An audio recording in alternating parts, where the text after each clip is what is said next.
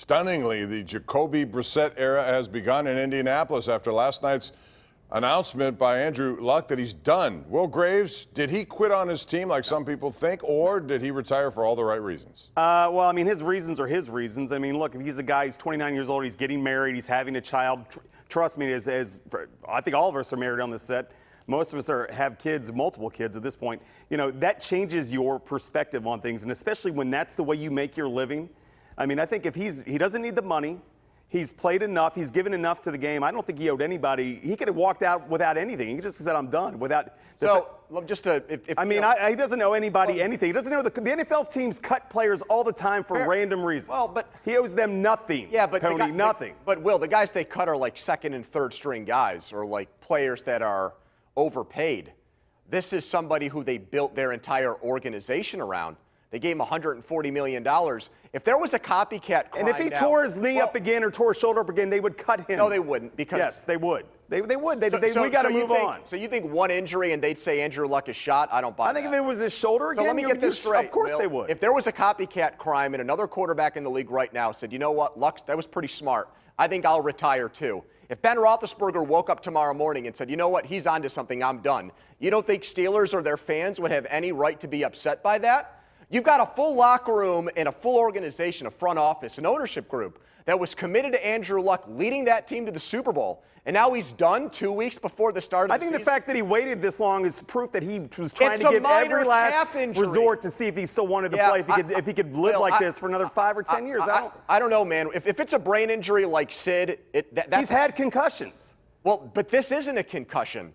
It doesn't mean he's not going to get another one. I mean, if he does come back and play, if he deals with the pain. Well, then by that logic, any player could retire at any point. Yes, every player could retire All right, at any so point. if Ben Roethlisberger retired the Sunday morning before the Super Bowl, you would say respect. That's fine. I would. Hey, he finally followed through on it. Okay. I mean, that's what I would say. Come on, that's ridiculous. Jason, what do you want to say on this? You guys are yelling at each other over Andrew Luck for crying out loud. No, here's where I come down on it. What Andrew Luck did relative to the Indianapolis Colts or the NFL, I couldn't care less. They do cut people all the time, and it's a dirty business.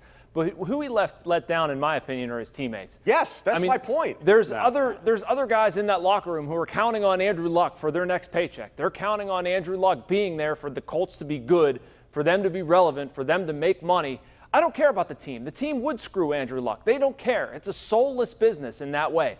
But the guys who have gone to battle with him in the past, you can't let them down. As somebody who has played team sports, I think probably all of us on set have, there's a certain code that you live by, man. And 2 weeks before the start of the regular season, you're breaking that code. I don't care about your What did Mike Mayock say last week, though, when he was talking about AB? He's either you're all in or you're all out, right? If Andrew Luck was not all in, he doesn't want is he doing a disservice to the rest of the franchise by being there? I think he is. If Antonio Brown said, I don't feel safe in this helmet, I'm retiring, he would get absolutely crucified. The track record is, we're talking about 8 years of being a douche.